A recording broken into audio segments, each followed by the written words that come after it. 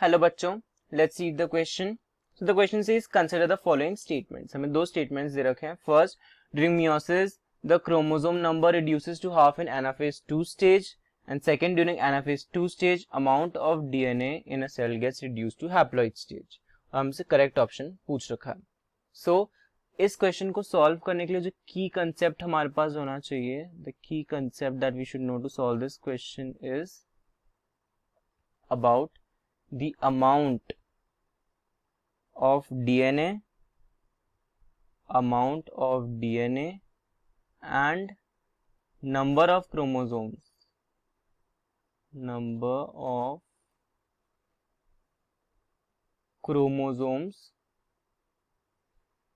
in phases of meiosis. हमें अलग अलग phases of meiosis में पता होना चाहिए कि क्या क्या अमाउंट ऑफ डीएनए होता है और कितने क्रोमोसोम्स होते हैं.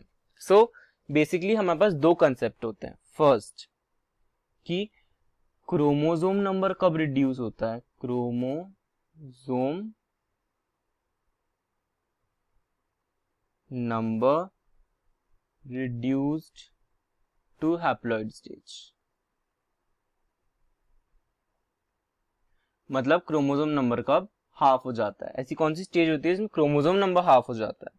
और सेकंड, हमारे पास जो कंसेप्ट आता है वो होता है अमाउंट ऑफ डीएनए कब हाफ हो जाता है.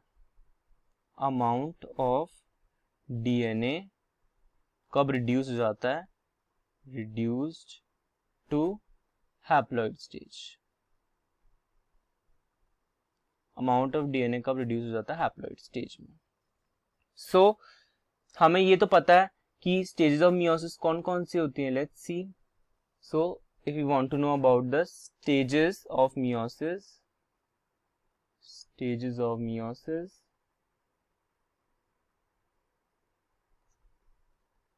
तो हमें ये पता है कि जो मियोसिस होता है उसमें क्या होता है. पहले तो एक इंटरफेज होता है.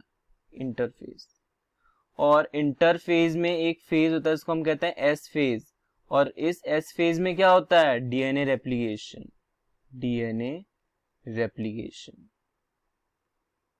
डीएनए रेप्लिकेशन मतलब कोई डिप्लॉइड सेल आया, उसका डीएनए 2n से क्या हो गया 4n. Okay, this is interphase. Interphase के बाद हमारा क्या आता है. meiosis-I. meiosis-I के बाद हमें पता है इंटरकाइनेसिस. इंटरकाइनेसिस का इंपॉर्टेंट पॉइंट क्या होता है. इंटरकाइनेसिस में there is no DNA replication. Interkinesis में डीएनए रेप्लिकेशन नहीं होता है. Okay, no DNA replication. और इंटरकाइनेसिस के बाद क्या आता है. meiosis-II. meiosis-II occurs after interkinesis. सो हमें पता है कि जेनेटिक मटेरियल एक बार ही डबल होगा पूरी मियोसिस में. कब.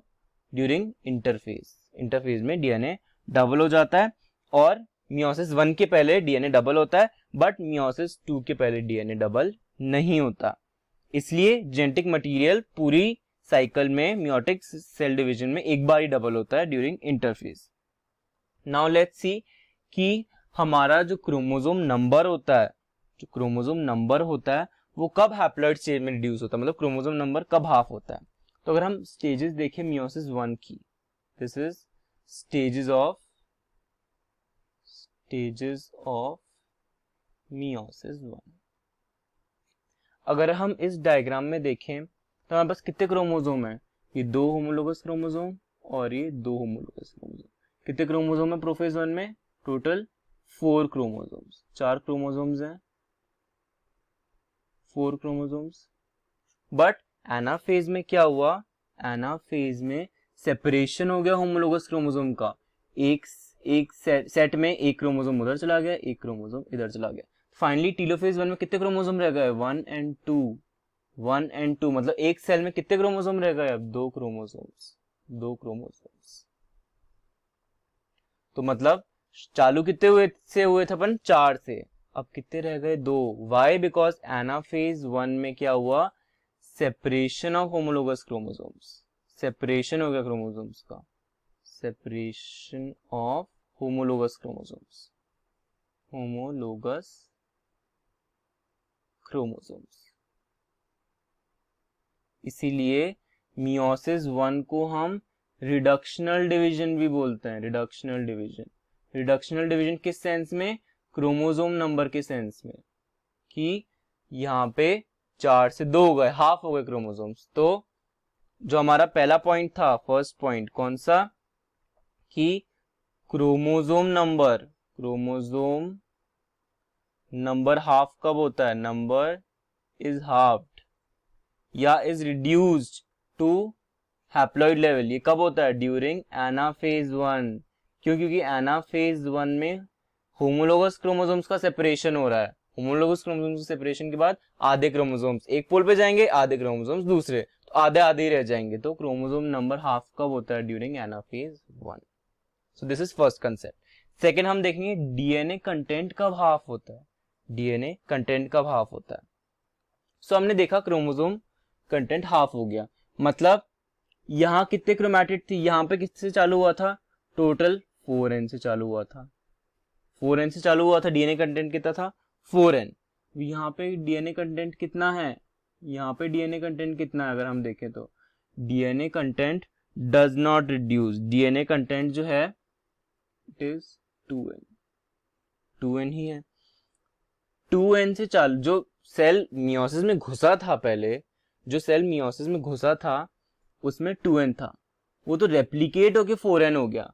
मतलब जब लास्ट में अगर हम देखें टीलोफेज 1 के, तो 2n ही रहा, जो ओरिजिनल सेल है जो घुसा था उसके बराबर ही है। मतलब डीएनए नहीं रिड्यूस हुआ, क्रोमोसोम से रिड्यूस हुए। तो अभी 2n कब जाएगा, मियोसिस 2 में जाएगा 2n। Okay, so let's see now in meiosis 2 prophase 1 में क्या जा रहा है, 2n जा रहा है। मतलब ऐसे 4 क्रोमैटिड है, 1 2 3 4, टोटल 4 क्रोमैटिड है।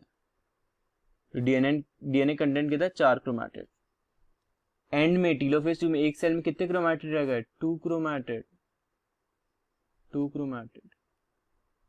मतलब सिर्फ n ही रह गया डीएनए कंटेंट। क्रोमोसोम देख लो आप, क्रोमोसोम नंबर कितने क्रोमोसोम है, 2 क्रोमोसोम। टीलोफेज 1-2 में के एंड में कितने क्रोमोसोम बचे हैं, अभी भी 2 ही हैं। क्रोमोसोम नंबर में कोई रिड्यूस आया क्या मियोसिस 2 में, नहीं। किस में रिड्यूस आया, डीएनए कंटेंट में।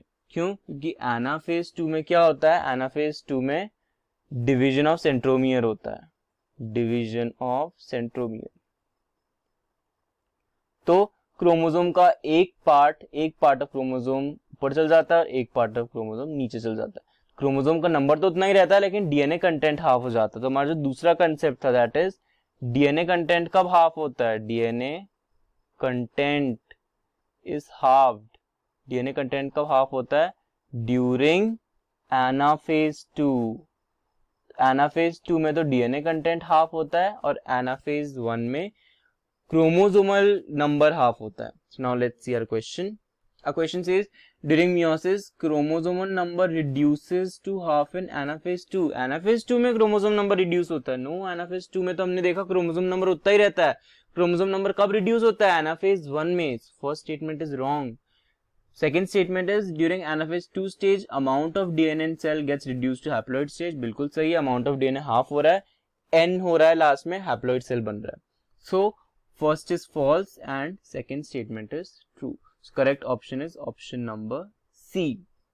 So I hope your concept about this amount of DNA, number of chromosomes in anaphase 1 and anaphase 2 is crystal clear. Best of luck. Thank you.